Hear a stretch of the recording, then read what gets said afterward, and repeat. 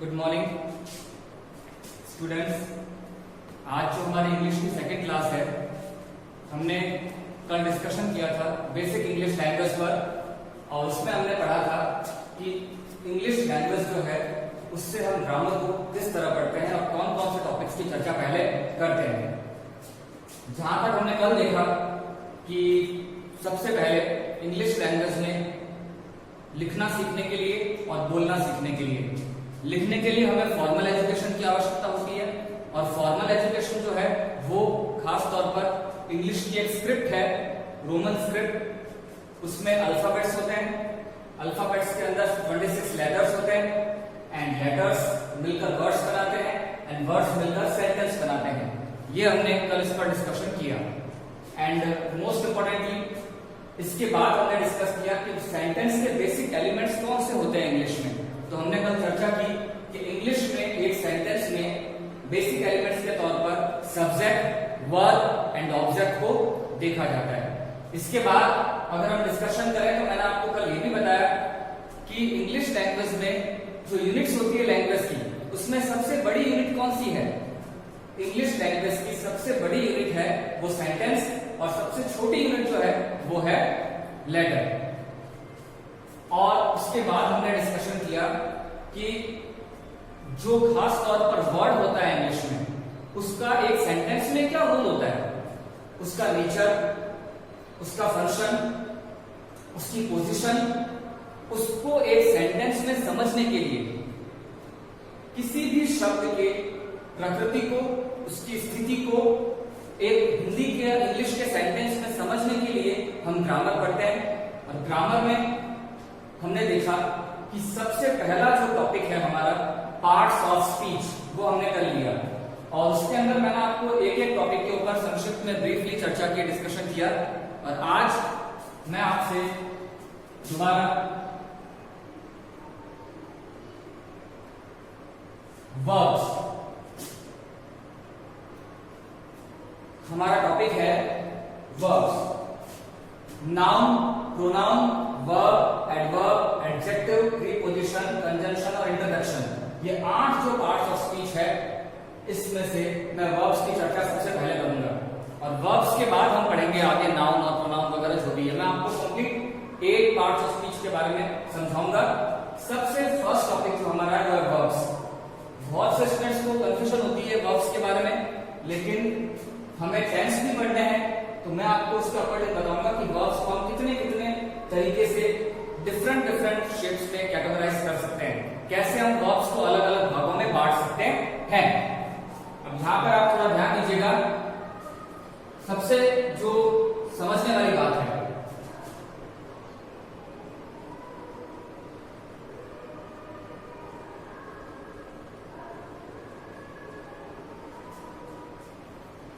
Categories of verbs.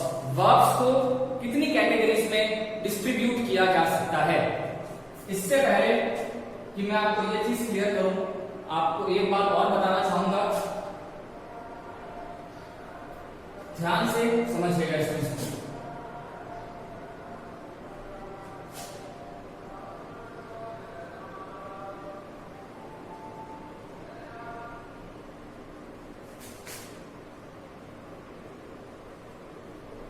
ये पूरा topic आपका यहीं पर क्लियर हो जाएगा।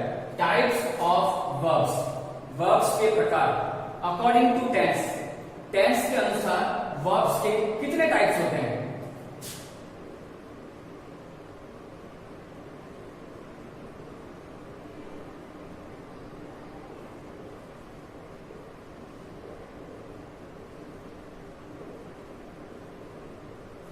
Finite verbs and non finite verbs, finite verbs and non finite verbs, ये 2 टाइप्स होते हैं टेंस के अकॉर्डिंग वर्ब्स के। अब मैं इनके बारे में आपको बताऊंगा कि फाइनाइट वर्ब्स और नॉन फाइनाइट वर्ब्स होती क्या है, लेकिन इनको समझने के पहले हमें यहाँ पे एक बार डिस्कशन करना होगा कैटेगरीज ऑफ वर्ब्स। हम वर्ब्स को कितनी कैटेगरीज में डिस्ट्रीब्यूट कर सकते हैं, राइट? हम वर्ब्स को कितने भागों में बांट सकते हैं, ध्यान से समझिएगा। सबसे पहले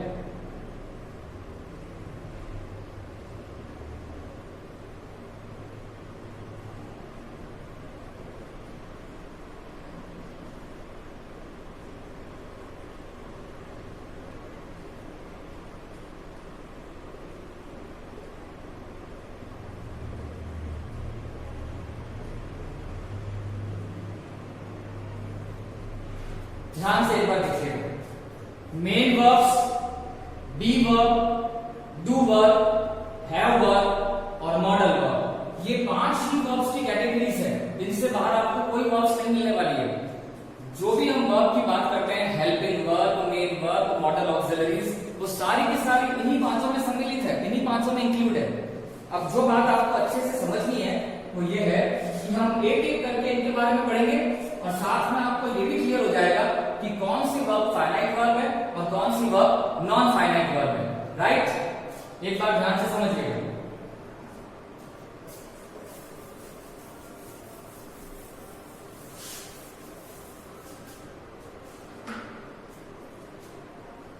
सबसे पहले मेन वर्ब्स।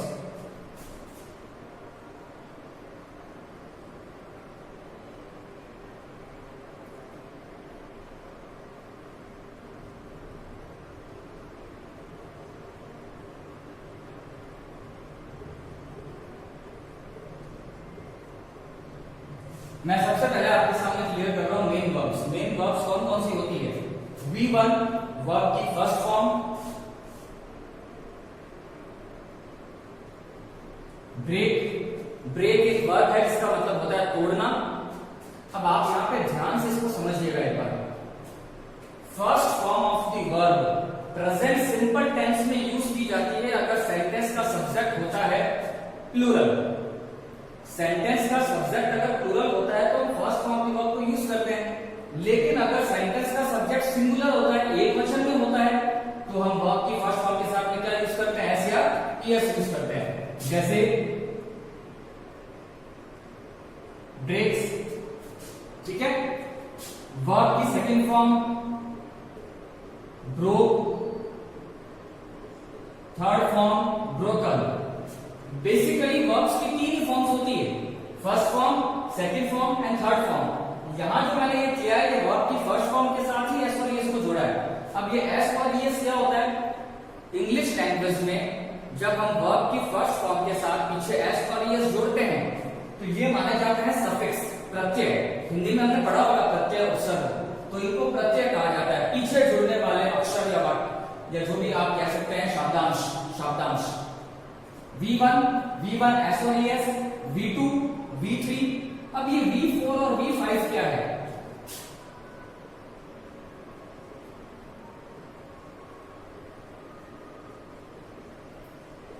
वर्ब की फर्स्ट फॉर्म के साथ जब पीछे हम आईएनजी रखते हैं तो उसको V1 प्लस आईएनजी यानी कि ब्रेकिंग, इसको फोर्थ फॉर्म कहा जाता है। टू ब्रेक, ये जो वर्ब आपके सामने है इसको फिफ्थ फॉर्म कहा जाता है। बेसिकली 3 ही होती है, V1 V2 and V3, but fourth form किसको माना जाता है? आईएनजी फॉर्म को। And fifth form 2 plus V1, to break. अब जैसा कि मैंने आपको कल की क्लास में भी बताया कि ये जो 2 वर्ब्स आपको दिख रही है, fourth form and fifth form, हम बहुत बार बुक्स में पढ़ते हैं या इंग्लिश ग्रामर की बुक्स में भी पढ़ते हैं। जब हम वर्ब्स की चर्चा करते हैं, वर्ब्स के बारे में जब पढ़ते हैं तो हम देखते हैं स्लीप मतलब सोना, ईट मतलब खाना, गो मतलब जाना, आस्क का मतलब पूछना। बहुत सारे ऐसे वर्ब्स हैं जिनके पीछे ना लगा होता है, सारी वर्ब्स के पीछे ही ना लगता है। लेकिन याद रखिएगा इस बात को, जैसा कि मैं आपको बता रहा हूं, ब्रेक का मतलब तोड़ना नहीं होता है। ब्रेक का मतलब तोड़ो। हम किसी को ऑर्डर देते हैं, इंपेरेटिव के रूप में आदेश देते हैं, ऑर्डर देते हैं, एडवाइस देते हैं, तो वहां पे ब्रेक का मतलब क्या होता है? तोड़ो। लेकिन ब्रेकिंग और टू ब्रेक, इन दोनों का मतलब होता है तोड़ना। ये हम जो देखते हैं वो चीज सही नहीं है। ब्रेकिंग का मतलब तोड़ना और टू ब्रेक का मतलब तोड़ना। तो आगे से हम इस चीज को ध्यान देंगे। अगर हम किसी वर्ब की फर्स्ट फॉर्म से पहले टू लगाएंगे या किसी वर्ब की फर्स्ट फॉर्म के बाद में आईएनजी लगाएंगे तो भी उसका मतलब होगा पीछे ना लगा करके हिंदी में। राइट, तो ये आपके सामने 5 प्रकार की वर्ब्स है। ये वर्ब्स कौन सी है? मेन वर्ब्स कहा जाता है। फर्स्ट फॉर्म एस और ES, V2 V3 V4 and V5। अब मैं आपको इसी के साथ ये बताऊंगा कि कौन सी वर्ब नॉन फाइनाइट है और कौन सी वर्ब फाइनाइट है, इसमें हम चर्चा करेंगे। फर्स्ट फॉर्म जो होती है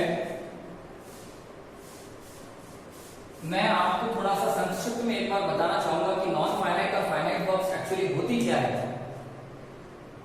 ऐसी वर्ब्स, खास तौर पर ऐसी वर्ब्स जो जिसका एक टेंस होता है या जो टेंस बनाने में हेल्प करती है, जिन वर्ब्स का टेंस होता है और जो वर्ब्स इंग्लिश के वाक्य में सब्जेक्ट के साथ आती है। किसके साथ आती है? सब्जेक्ट के साथ आती है। जो वर्ब्स जिनका टेंस होगा, जो टेंस को फॉर्म करने में बड़ी भूमिका निभाएंगी और जो सब्जेक्ट के साथ आएंगी। और एक इंग्लिश के सेंटेंस में सब्जेक्ट के साथ एक वर्ब होती है, एक फाइनाइट वर्ब होती है। एक सेंटेंस में एक फाइनाइट वर्ब इंग्लिश में होगी, ठीक है ना? One sentence one finite verb. तो ये तीन बातें आप ध्यान रखें फाइनाइट वर्ब्स के बारे में। फाइनाइट वर्ब्स क्या होती है? जो टेंस को बनाने में बड़ी भूमिका या एक इंपॉर्टेंट रोल प्ले करती है, सब्जेक्ट के साथ ही आती है, यानी सब्जेक्ट और वर्ब दोनों साथ साथ रहते हैं और एक सेंटेंस में एक फाइनाइट वर्ब होती है। यानी जिन वर्ब्स के थ्रू हमें किसी भी टेंस का पता चलता है, इंग्लिश के सेंटेंस में अगर किसी वर्ब के माध्यम से या किसी वर्ब के जरिए हमें अगर टेंस का पता चलता है तो वो फाइनाइट वर्ब होगी। और नॉन फाइनाइट वर्ब से हमें टेंस का पता नहीं चलता, ये सब्जेक्ट के साथ भी नहीं आती है और एक सेंटेंस में एक से ज्यादा भी नॉन फाइनाइट वर्ब्स हो सकती है। इसको मैं डिटेल में वापस क्लियर करूंगा, लेकिन अभी मुझे आपको इसमें से डिफरेंशिएट करना है, इसलिए मैं आपको बता रहा हूं एक तरीके से कि कौन सी फाइनाइट और कौन सी नॉन फाइनाइट वर्ब्स है। अब ध्यान से देखिएगा, प्रेजेंट टेंस को शो करती है ये भी प्रेजेंट टेंस को शो करती है, ये पास्ट टेंस को शो करती है, V2 पास्ट टेंस को शो करती है, V3, V4 एंड V5 ये किसी टेंस को शो नहीं करते हैं। वर्ब की थर्ड फॉर्म किसी टेंस को शो नहीं करती है। तो ये तो है फाइनाइट वर्ब्स जिनसे टेंस का पता चल रहा है। ये तीनों फाइनाइट वर्ब्स है। अभी मैं आपके सामने फाइनाइट वर्ब्स की चर्चा कर रहा हूं। ये तीनों कौन सी वर्ब्स है? फाइनाइट वर्ब्स है। Present and past. V1 S1 and V2 ये तीनों फाइनाइट वर्ब्स हैं। अब बात करते हैं बी वर्ब की। बी वर्ब में आप ध्यान से समझिएगा, मैं इस पे नाम लिख रहा हूं आपके लिए।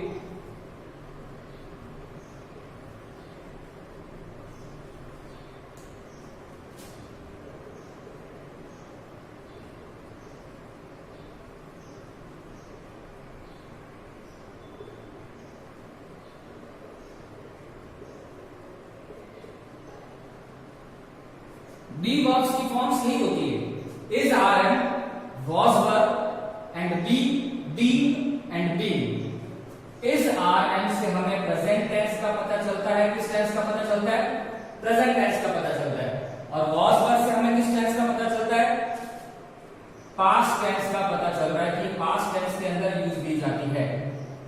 बाकी जो आपके सामने है बी, बीइंग एंड बीइंग, इनसे किसी भी टेंस का हमें पता नहीं चलता है। तो ये जो दो आपके सामने आपको नजर आ रही है, ये कौन सी वर्ब्स है? फाइनाइट वर्ब्स है। कौन सी वर्ब्स है? फाइनाइट वर्ब्स है। और ये कौन सी वर्ब्स है? फाइनाइट वर्ब्स है। अब आपके सामने है डू वर्ब। हम पहले मेन वर्ब्स को हमने पढ़ा, उसके बाद बी वर्ब को हमने पढ़ा, फिर डू वर्ब हमारे सामने है। Do verb, do, does and did. Do, does and did, ये जो आपको नजर आ रहा है यहाँ पे डू और डज प्रेजेंट टेंस को शो करता है। आपको पता होगा प्रेजेंट सिंपल टेंस में हेल्पिंग वर्ब के तौर पर डू और डज का यूज किया जाता है एंड डिड का यूज हम करते हैं पास्ट टेंस में। कौन से टेंस में? पास्ट टेंस में हम डिड का यूज करते हैं। तो आपको जब इन दोनों वर्ब से या फिर डू वर्ब से टेंस का पता चल रहा है या डू डज से और डिड से टेंस का पता चल रहा है, तो ये दोनों कौन सी वर्ब्स हो जाएंगी? फाइनाइट वर्ब्स हो जाएंगी। कौन सी वर्ब्स हो जाएंगी? Finite verbs. Main verb, be verb, do verb and next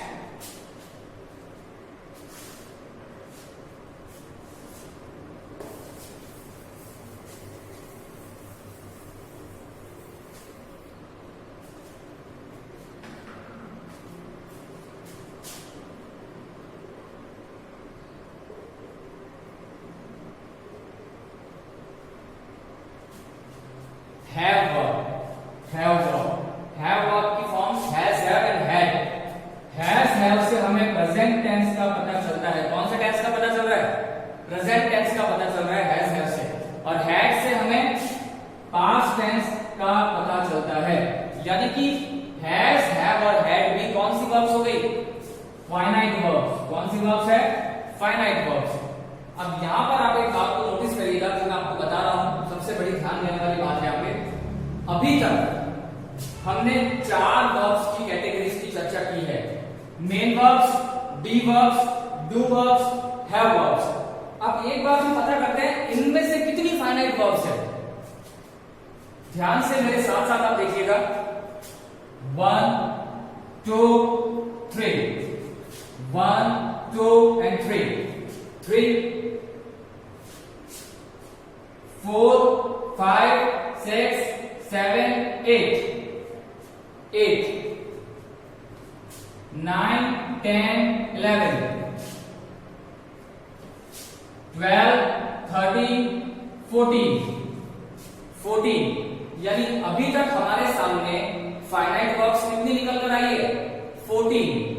question बनता है, पूछ सकता है कि फाइनाइट वर्ब्स कितनी होती है, कौन कौन सी होती है?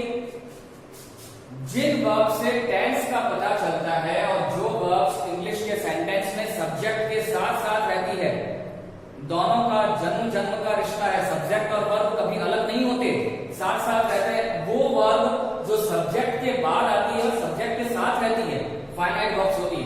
अब देखिए 3 4 5 6 7 8 ये फाइनाइट वर्ब्स नहीं है। 9 10 11 12 13 14 फाइनाइट वर्ब्स हमारे सामने हैं।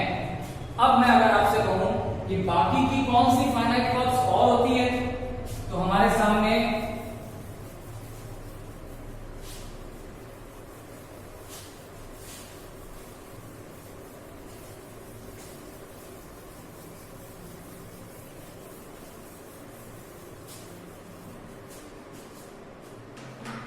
अब ध्यान से सुनिएगा, अभी तक हमारे सामने कितनी फाइनाइट वर्ब्स आई है? 14 फाइनाइट वर्ब्स। लास्ट में क्या है? Modal verbs.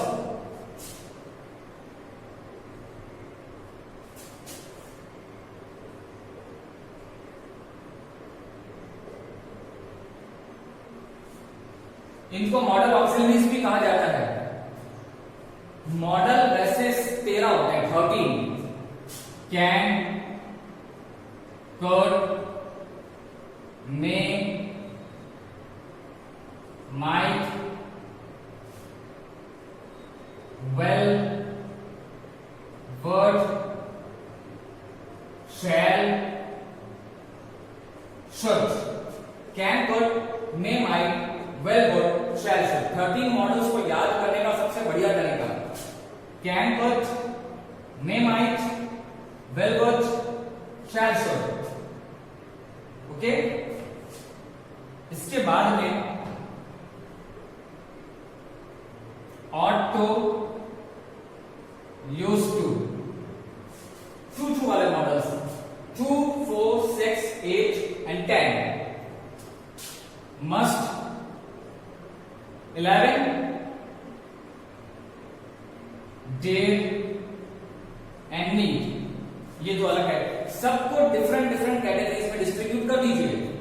Can, could, may, might, will, would, shall, should.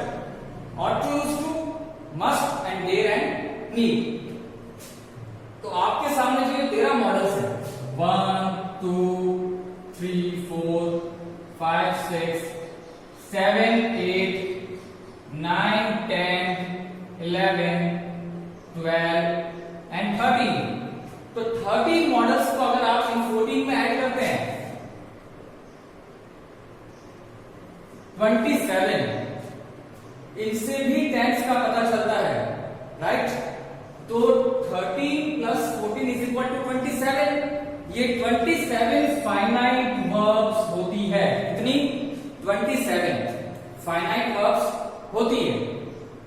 अब अगर आप एक चीज पे और ध्यान दें, अगर क्वेश्चन पूछा जाए या फिर आपसे अगर पूछे कि फाइनाइट वर्ब्स कौन कौन सी होती है और फाइनाइट वर्ब्स किसे कहते हैं, तो आज मैंने आपको अच्छे तरीके से बताया पूरा ढंग से कि फाइनाइट वर्ब्स में टेंस का पता चलता है, सब्जेक्ट के साथ साथ आती है। एक सेंटेंस में सब्जेक्ट के साथ एक फाइनाइट वर्ब हो सकती है। और फाइनाइट वर्ब्स है कौन कौन सी?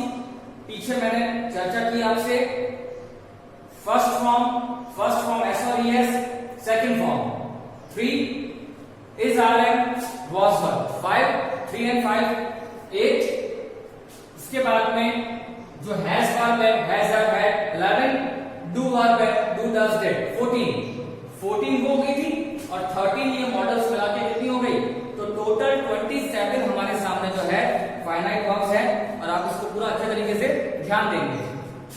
अब अगर ये पूछा जाए कि टोटल हेल्पिंग वर्ब्स कितनी होती है, हेल्पिंग वर्ब्स सहायक क्रिया, टोटल हेल्पिंग वर्ब्स कितनी होती है, तो आप ध्यान से सुनिएगा।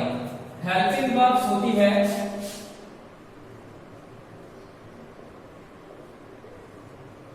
24। कौन सी? 24। बी वर्ब की 5 होती है, बी वर्ब की, आपको अभी मैंने बताया। Be verb is are am was verb, right. Be verb के अंदर इज आर एम और वॉज वर्ब। डू वर्ब के अंदर डू डज और डिड। हैव वर्ब के अंदर हैज हैव हैड। 5 3 3 कितनी हुई?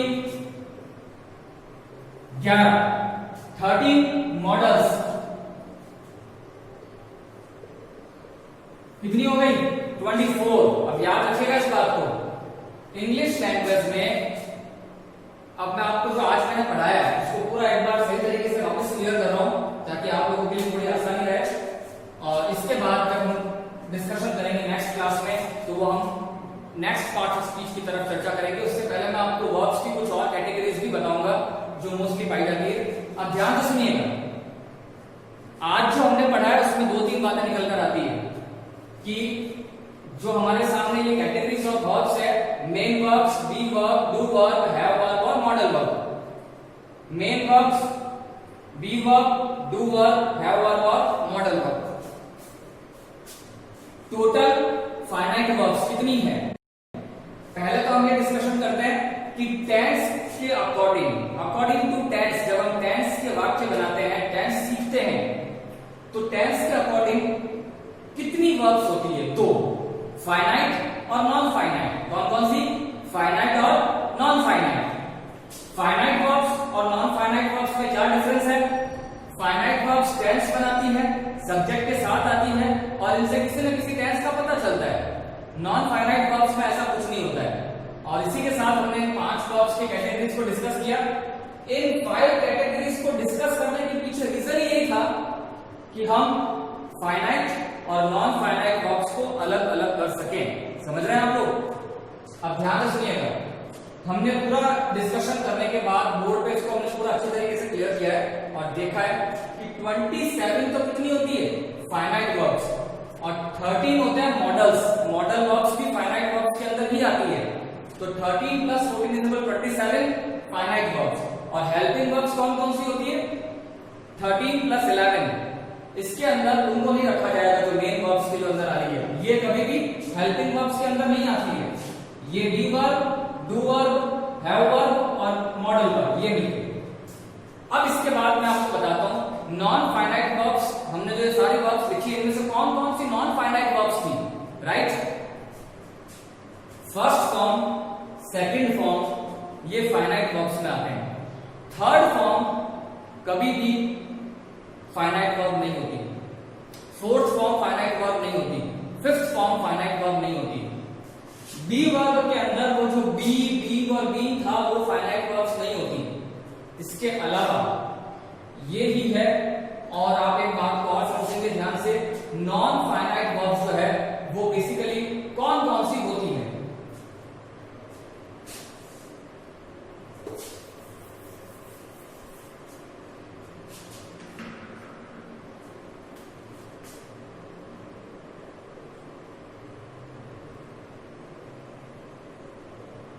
हमने पढ़ा 27 फाइनाइट वर्ब्स के बारे में। नॉन फाइनाइट वर्ब्स कौन कौन सी है?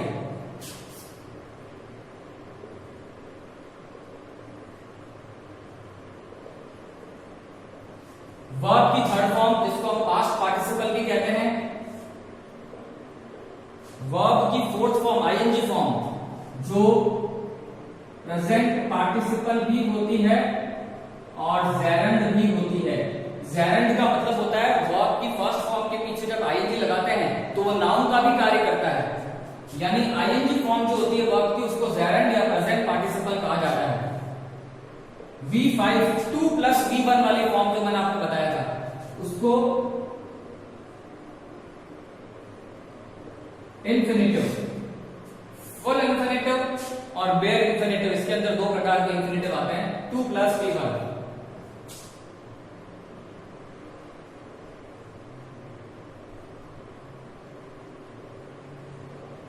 इसके बाद में ये 1, ये 2, ये 3 एंड 4 होता है।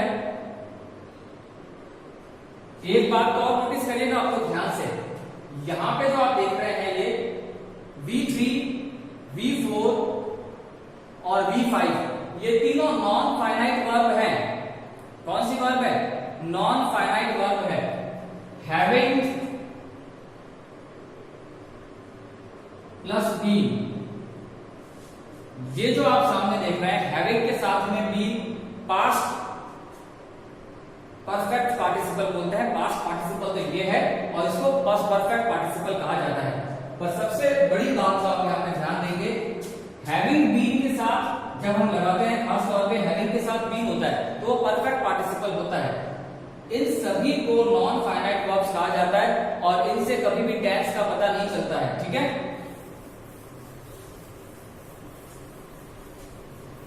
बट जो सबसे इंपॉर्टेंट चीज है वो ध्यान देने वाली यही है कि फाइनाइट वर्ब्स 27 होती है एंड हेल्पिंग वर्ब्स 24 होती है टोटल, राइट।